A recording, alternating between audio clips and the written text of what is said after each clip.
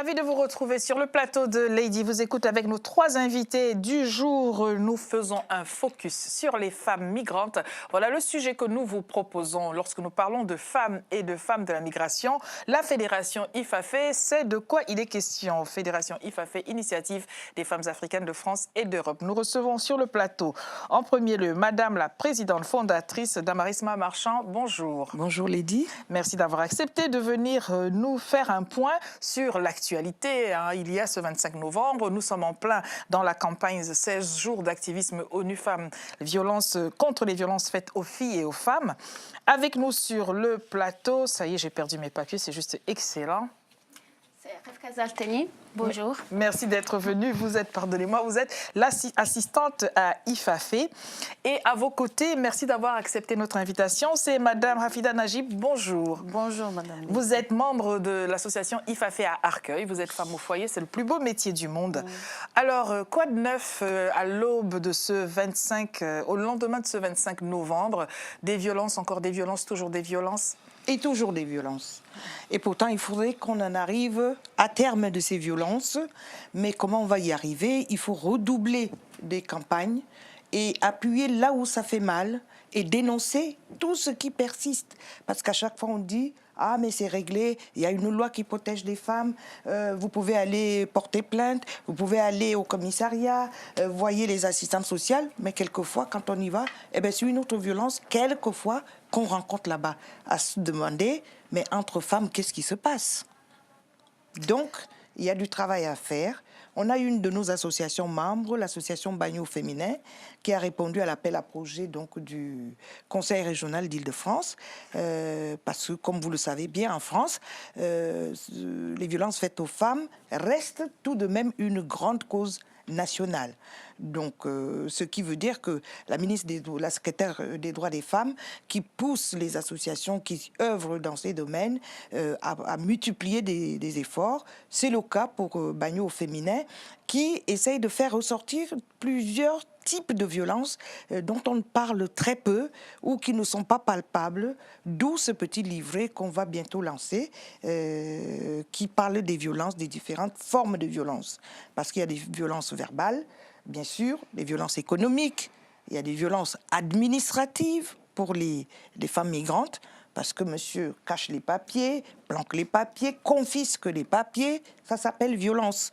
Parce que lorsqu'une femme n'a pas ses papiers... Et qu'elle n'est pas autonome. Et qu'elle n'est pas autonome, bon, violence économique, elle ne peut pas aller travailler ou parce qu'il ne lui donne même pas la possibilité de sortir de la maison.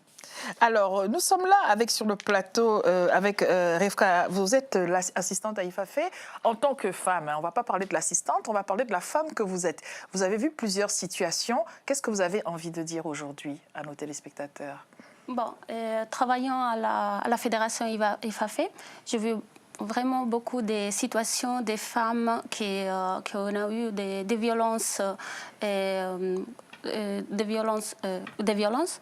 Et après, l'association Bagno Féminin, elle est en train de réaliser cette livret la particularité de cette livret, c'est vraiment illustré, il est illustré en dessin animé. Donc, parce que nous avons pensé à toutes les femmes qui ne savent ni écrire ni lire.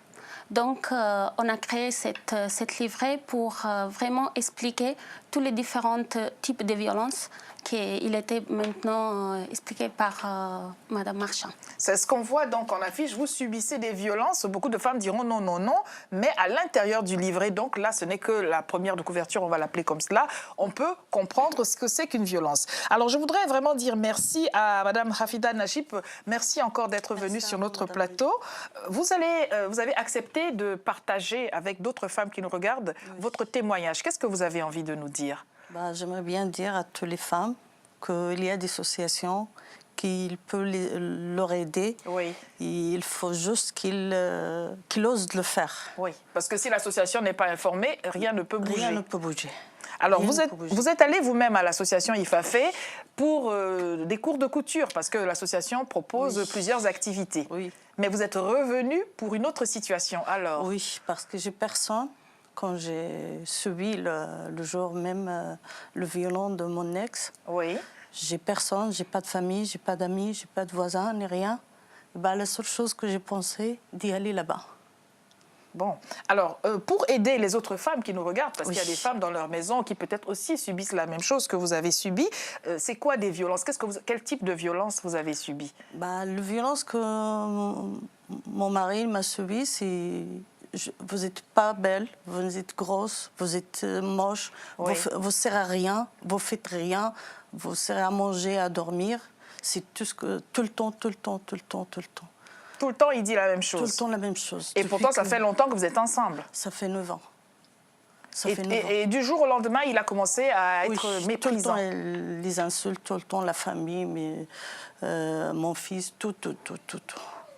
Et tous les vous, jours. et vous avez compris à ce moment-là que ce sont des violences? Non, moi je crois que c'est normal. Au début, j'ai dit peut-être moi je suis pas. Depuis que j'ai arrêté de travailler, Oui. j'ai un hernie discale, je suis en validité, je restais tout le temps à la maison, je fais le ménage comme toutes les femmes au foyer. Et ben là, le monsieur n'est pas jamais content, jamais. Tout le temps les insultes, tout le temps. Et c'était toujours de la violence verbale ou est-ce qu'il y avait aussi de la violence physique? Non, c'est juste les insultes, Oui. Mais à la fin, le mois de septembre, elle a essayé de me tuer. Ah oui. Elle a sorti le couteau, elle m'a dit « je veux te tuer, je veux t'égorger comme un moto ». Ben là, j'ai crié, les voisins, ils ont appelé la police et tout, j'ai porté plainte. Et là, je suis dehors. Je ne suis pas avec lui. D'accord. Grâce à l'association, je suis libre, je sais ce que je veux, je sais que je ne suis pas la fautive. J'avance. Comme toutes les femmes, il faut faire ça, il faut bouger. Parce que j'ai subi ça 9 ans et là, je ne peux plus. C'est pour ça que j'ai dit stop. Bon. Alors, merci vraiment d'avoir accepté Merci de à vous. venir témoigner, parce que souvent, quand nous parlons des violences, Oui. s'il n'y a personne pour témoigner, les gens se disent, bon, est-ce qu'on n'est pas en train d'exagérer parfois? Et des cas comme celui de Madame Najib, vous en connaissez beaucoup à la Fédération IFAFE. Oula. Et là, elle a parlé donc de la partie qu'elle a subie pendant ces 9 ans, violence verbale, et qui s'est terminée par violence physique, parce que là, monsieur menace. Menace de mort. Menace de mort, et ben, elle a porté plainte. Elle a porté plainte parce que ça commence comme ça, et on ne sait pas ce que ça peut donner. Vous connaissez le nombre de morts dans le domaine, et d'ailleurs, l'actualité nous le dit, cette dame qui est passée au tribunal, 47 ans qu'elle a subi des violences de son mari, elle a fini par tuer son mari, et aujourd'hui c'est elle qui est au banc des accusés avec ses filles pour pouvoir trouver une liberté alors que c'est elle la victime. Et c'est ça le problème que nous trouvons, parce qu'il a fallu qu'elle aille, par exemple, récupérer ses effets personnels, ses papiers administratifs. Eh bien, il a fallu attendre que la police nous accompagne, nous, l'association et elle, pour que madame récupère ses affaires. Mais là aussi, il a fallu qu'on attende plus de 15 jours, eh bien, parce que tout simplement, la police nous a dit on n'a pas de véhicule. On ne peut pas se déplacer. On n'a pas assez d'effectifs. On les comprend. Et c'est vrai qu'il y a d'autres urgences en ce moment. Mais néanmoins, les travailleurs sociaux, je prends le cas de cette assistante sociale, qui tout simplement n'a pas voulu lui faire ce qu'on appelle une fiche d'évaluation qui permet à ce que, assez rapidement, on lui trouve un logement. Ou pour qu'elle soit réhébergée quelque part, le 115, tout le monde sait que le 115, pour l'avoir, il faut se lever de bonne heure, il faut passer toute une journée. Alors, elle peut venir dans le bureau de l'association et puis y passer la journée à téléphoner. Elle commence le matin. Quelquefois, c'est vers 17h qu'on lui donne un rendez-vous ou qu'on lui accorde un hébergement. Ça veut dire que là aussi, il y a encore beaucoup de choses à faire. Il y a certes un numéro vert, mais il y a encore des travailleurs sociaux qui prennent peut-être les choses à la légère, je crois. Et on peut parler de violence institutionnelle, parce que, on va le rappeler pour ceux qui ne savent pas ce que c'est que le 115, c'est un numéro de téléphone que l'on peut appeler pour avoir un hébergement. Seulement, c'est un hébergement pour la nuit, et le lendemain, il faut souvent recommencer. C'est bien cela, où il faut sortir. et attendre d'être hébergé à nouveau. Voilà, c'est selon des situations, selon les démarches qui ont été faites par le travailleur social qui vous a orienté vers le 115. D'ailleurs, c'est d'abord l'assistante sociale qui vous oriente vers le 115. Maintenant, selon ce qu'elle a mis sur votre fiche, selon l'urgence, on peut vous héberger pendant quelques jours, 15 jours, mais au bout de 15 jours, il faut toujours renouveler. Il faut recommencer. Il faut toujours téléphoner sans arrêt, sans arrêt. Alors, qu'est-ce que vous a dit la famille? Est-ce qu'on vous a fait des reproches quand vous avez dû partir à cause de ces menaces de mort? Non, pas du tout. Ils m'ont soutenu, ils m'ont aidé, ils m'ont dit pourquoi vous n'avez rien dit depuis le début. Parce que j'ai rien dit. Alors, est-ce que depuis le début, vous-même, vous vous étiez rendu compte que c'était des violences ou est-ce que pour vous, bon... Non, parce que je l'aime, je dis c'est normal, c'est mon mari, il me protège, il ne veut pas que je parle avec les voisins, il ne veut pas que je parle avec mes collègues, il ne veut pas que je fasse ça. Moi, je crois que c'était normal. Et qu'est-ce qui a créé le déclic? À quel moment vous avez compris que vraiment, là, ça ne va pas? Quand j'ai vu le couteau. Eh oui. Parce que je suis restée 9 ans sans rien dire, sans rien. Mais là, j'ai senti que le danger s'approche. C'est pour ça que j'ai décidé de crier au secours. Nous sommes en plein dans la campagne, je le disais au début de cette émission, ONU Femmes, 16 jours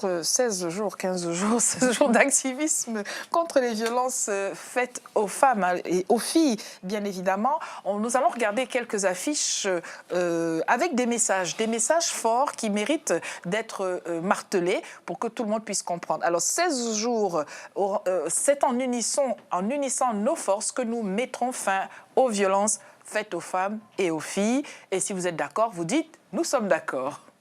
D'accord. La femme, berceau de l'humanité, ne mérite aucune violence, quelle que soit la forme. Si vous êtes d'accord, vous le dites, nous sommes d'accord. Voilà.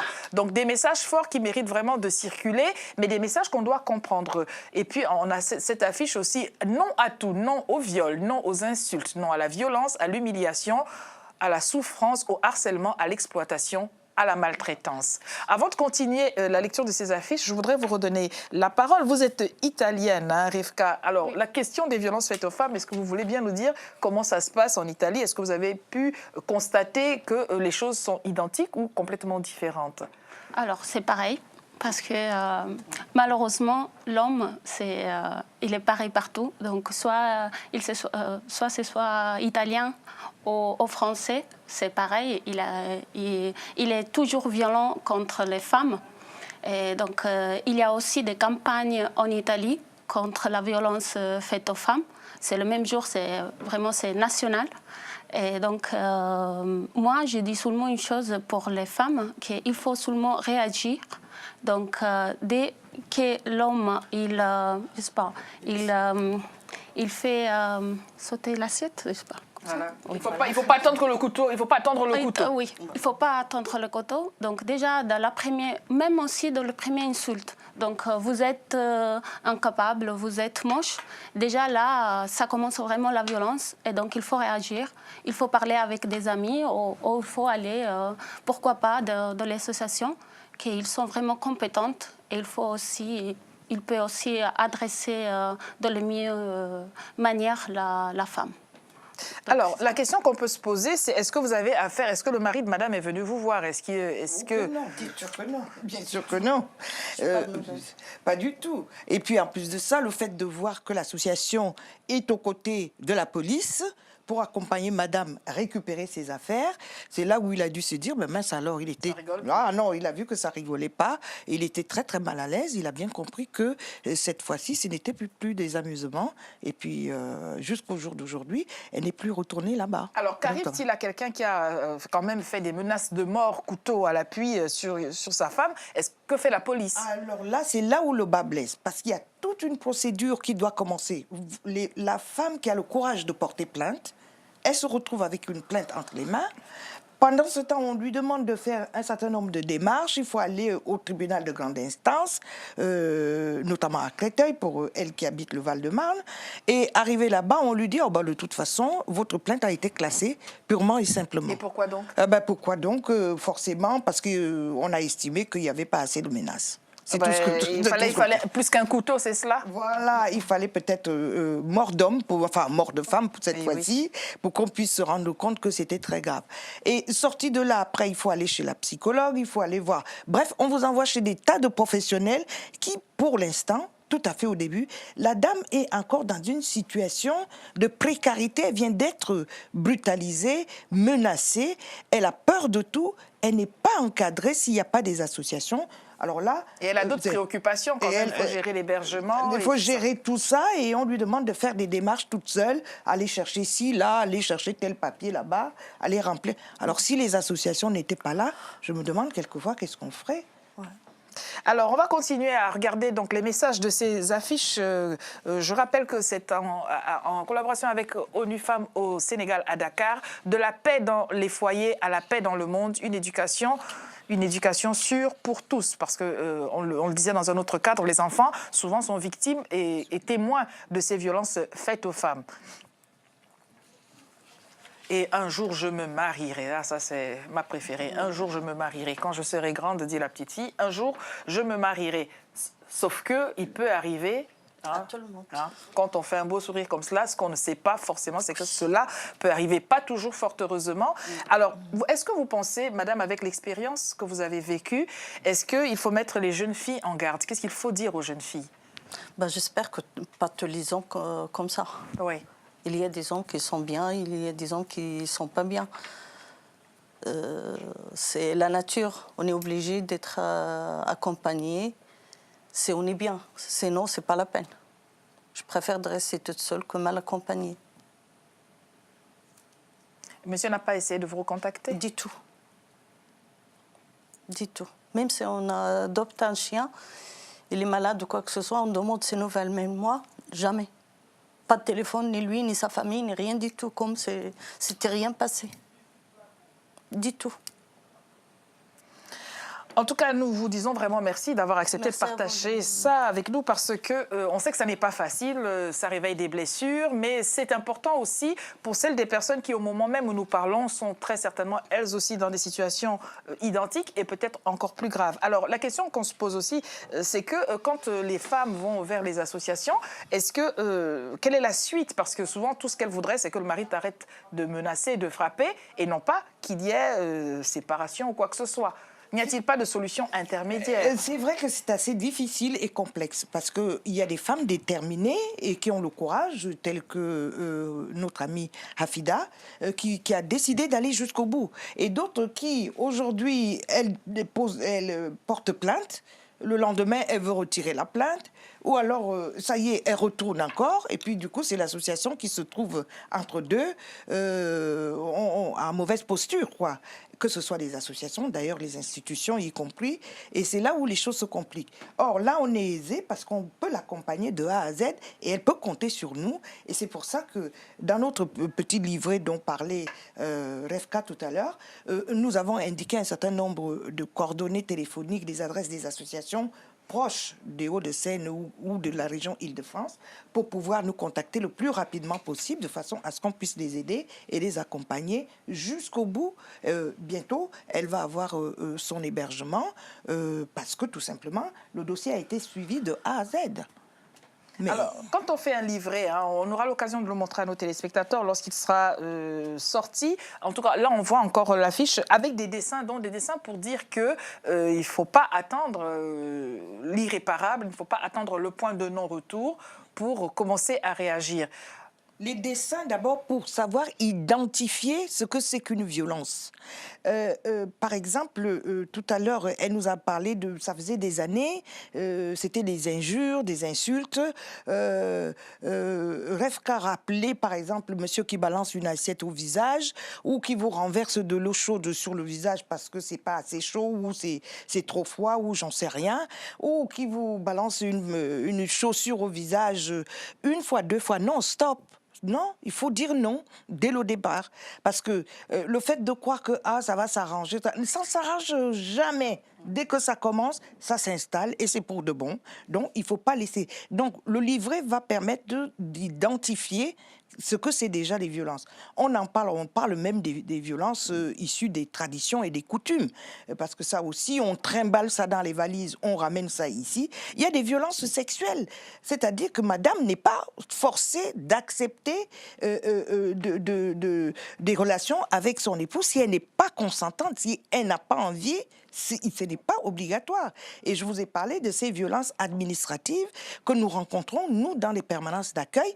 C'est-à-dire que monsieur confisque les papiers de madame et elle ne peut faire aucune démarche, elle ne peut pas aller chercher du travail, tout est bloqué. Non, c'est bon. C'est bon, tout ça c'est des violences et tout ça sera exprimé, illustré, de façon à ce que celles qui rencontrent des difficultés dans la lecture du français puissent tout de suite par les dessins, la bande dessinée, remarquer à l'image de ce qu'on avait fait en 98 sur la prévention. Voilà. La bande dessinée Maïmouna. Voilà, les aventures de Maïmouna, et c'est un tout petit peu dans cet ordre d'idée, quoi. Alors, Refka, tout de même, quelle est la situation qui vous a le plus interpellée depuis le temps que vous êtes assistante à IFAFE? Vous voyez des situations au fil des jours, il y a des femmes qui viennent, il y a plusieurs sortes de situations, mais qu'est-ce qui vous a le plus marqué? Est-ce que vous sauriez nous dire? Bon, la première, c'est la situation de Hafida. Donc, vraiment, ça m'a touché beaucoup. Parce qu'au début, bon, les insultes, mais après, quand il arrive vraiment à la menacer, ça, c'est la chose pire. Ouais. Et après, bon, comme a dit Madame Marchand, c'est aussi par rapport à l'administration. Donc, le mari ne se présente pas, par exemple, à la préfecture pour, comme ça, la femme, elle peut avoir son papier. Par exemple, ça aussi, on a eu cette situation. Mais la situation pire, c'était vraiment la situation de Hafida. Donc, c'est ça qui vraiment m'a touchée beaucoup. Et je n'arrive pas à comprendre parce qu'elle est vraiment une femme très, très, très gentille. Elle est incroyable. Donc, je n'arrive pas à comprendre pourquoi il a fait ça. C'est ça. Hafida, on parle de vous. On dit que vous êtes une femme incroyable. Oui, je sais. Vous vous reconnaissez? Oui, je sais. Est-ce que vous avez cru à ce qu'il vous disait, hein, toute cette façon de vous dévaloriser? Est-ce que vous avez cru à ce que lui disait ou est-ce que vous avez pensé qu'il n'allait pas bien? Oui, au début, je crois que c'est l'alcool. D'accord. Il boit beaucoup. Et ben, c'est chaque fois que le week-end, les gens ils passent leur week-end en famille, en rigolant. Et ben, lui, il est avec l'internet et son canette de bière. Et moi, je suis toute seule en bas. C'est ça qui m'a marquée. En plus, quand j'ai décidé de partir, j'ai aucun endroit pour y aller. Parce qu'au début, quand je suis mariée avec lui, il m'interdit tout. Pas de voisins, pas d'amis, pas de copains, pas la famille, rien. La famille, j'ai pas de famille ici en France et j'ai au Maroc. Mais le problème, avant, j'ai suivi des cours à IFAFE. Oui. Je parle et je lis, mais j'écris pas. J'arrive pas à écrire. J'ai dit, mon médecin, elle m'a conseillé quand je suis mal au dos, je reste tout le temps, j'ai pris de poids. Le médecin m'a conseillé d'y aller prendre une activité.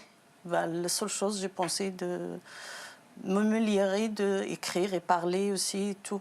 Et là-bas, j'ai trouvé des gens gentils, sympas. Quand j'ai sorti de l'hôpital, ils ne m'ont pas bien accueilli à l'hôpital. C'est moi la victime, mais là-bas, ils m'ont considéré comme c'est moi le coupable. Le coupable. Oui. J'ai resté là-bas, le médecin, il m'a consulté et tout, il est super gentil. Quand le psychologue il est venu, oui, c'est 2 heures du matin, je ne peux pas te consulter. Voilà la fiche, tu veux partir là ou un autre endroit. Mais à 3 heures du matin, je ne peux pas partir de l'hôpital, je n'ai pas de sous, rien du tout. J'ai demandé à l'infirmière, est-ce que je peux dormir jusqu'à le matin? Le matin, il est venu, il m'a dit, tu es encore là, qu'est-ce que tu fais? Je dis, j'ai besoin des papiers pour sortir et tout ça. Elle m'a dit, non, on ne donne rien. Tu peux partir, ce n'est pas la peine de rester. Voilà. C'est le problème, moi, je connais l'association, mais il y a des autres femmes qui ne le connaissent pas. Et comme ça, le commissariat ou l'assistance sociale, ou tout ça, elle ne comprend pas notre galère. Elle ne comprend pas notre souffrance. La police, elle te dit, va rentrer chez toi. Si tu n'as pas d'amis, tu n'as pas de famille, rentre chez toi. Qu'est-ce que tu fais ici? Oui. Juste je ne peux pas. À ce point. Ça fait 30 ans que je travaille ici. Je suis en France. Je suis tombée malade en France. Qu'est-ce que je veux rentrer faire chez moi? Je suis Rentrer chez vous, c'est-à-dire retourner au Maroc. retournée au Maroc. Ben voyons. Oui. Franchement. Il m'a balancé comme ça. On ne donne pas de logement au commissariat. Je dis, madame, je n'ai pas demandé de logement. Je sais où je demande le logement. Je demande juste pourquoi la plainte elle est retirée. Elle m'a dit, la plainte n'est pas retirée, il faut savoir lire. Je dis, c'est pour ça que je suis là. Des remarques Elle avec faut ça. Alors, est-ce qu'on peut encore parler du manque de formation des agents? Est-ce que c'est un manque de formation? Est-ce que c'est de la mauvaise volonté, de la mauvaise foi? Moi, On va finir je dessus. préfère mettre ça sur le coup de manque de formation. Mauvaise volonté, bon, chacun en a un tout petit peu par-ci, par-là, mais ça manque de formation. La plupart certains de ces agents travaillent sur du public qu'ils ne maîtrisent pas, dont ils ne connaissent même Mais pas enfin, la quand même, un culture. peu de compassion pour quelqu'un dont oui. on ne connaît pas la situation ne serait pas de trop. Alors, on va finir rapidement, juste en regardant la fiche que vous avez bien voulu nous emmener. C'est sur Nelson Mandela, parce qu'à Ifafé, Arcueil, vous avez quand même ponctué ce moment-là. Qu'est-ce que c'était, pour dire au revoir à nos téléspectateurs sur cette émission?